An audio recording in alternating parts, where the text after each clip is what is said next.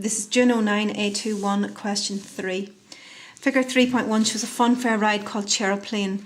Seats are suspended by chains hanging from rigid arms, so these are the seats here, attached to a vertical shaft which is in the middle here, which can rotate.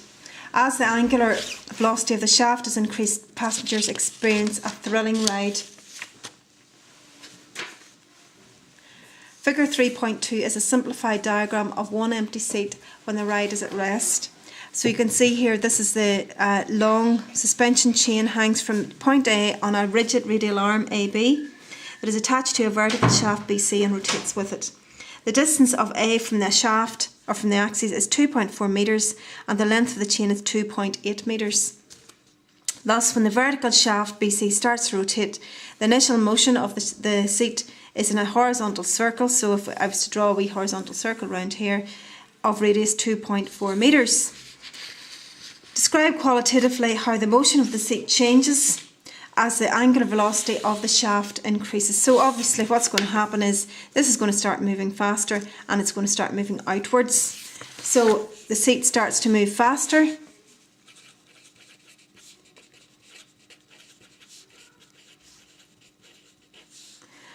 In a larger radius or a larger circle, and also will move outwards.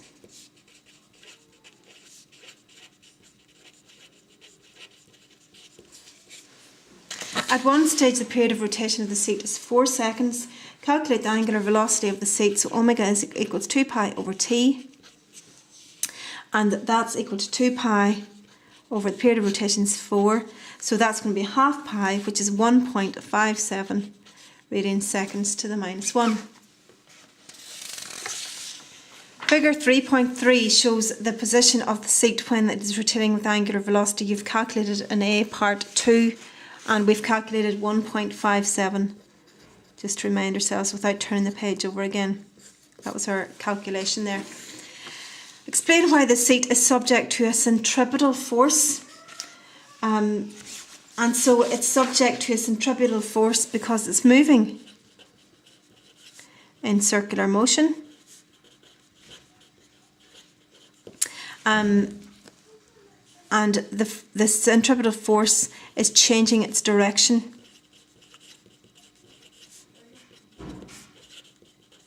It's causing it to accelerate towards the centre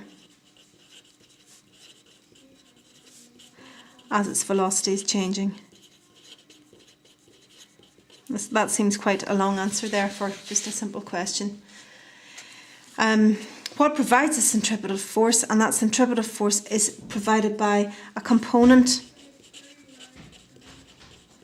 of the tension force in the chain.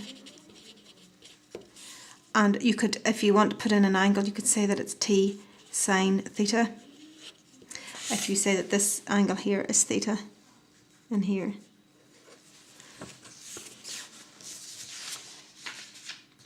Right, now the angular velocity of the shaft is increased so that the centripetal acceleration of the seat becomes 21 metres per second. I'm holding on to this diagram a wee second to see what you have to do. The mass of the seat is 12 kilograms. Calculate the tension in the chain supporting the seat at this new angular velocity. Now the problem is they haven't told you a value for theta, so I'm just going to put in all the components that we know here.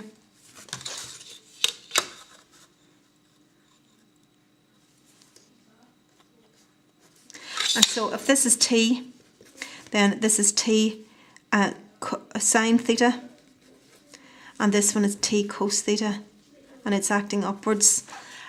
So what we can write down,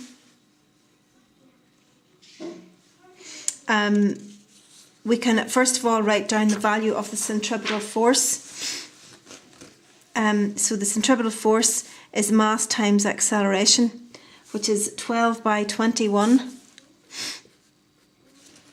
and so that is 252 newtons. And we know that, if I look back at the diagram again, we know that centripetal force 252 is equal to this component of T sine theta. So we know that T sine theta is equal to 252. Now the problem is we don't know T and we don't know theta, so we have to then look at the vertical components.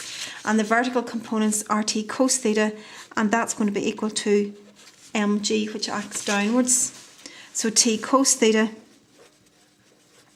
is equal to mg, which is m is 12 times 9.81.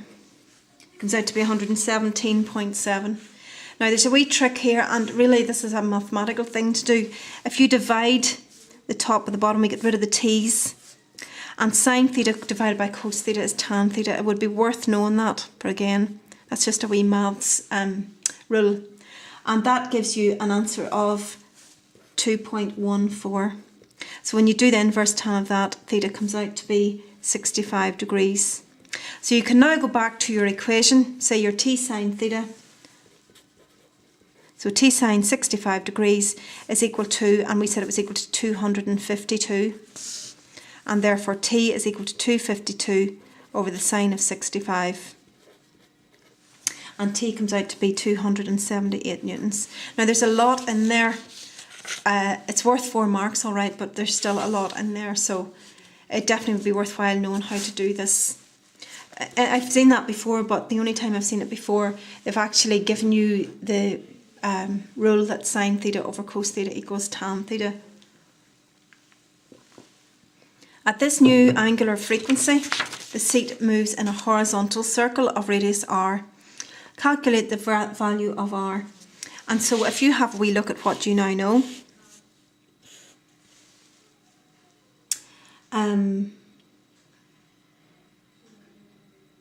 you are looking for the value of this value r here. You know that this angle is 65 degrees. You know that the length of this is 2.8. You know the length of the chain is 2.8, and you've enough information using a trig identity to get r. And so the sine of 65 is equal to the opposite, which is r, over the hypotenuse, which is 2.8. And r comes out to be 2.54. So that was a fairly mathematical question there, quite mathematical and quite difficult. It would definitely be worthwhile looking at that again just to see the things that they've included in case they come up again.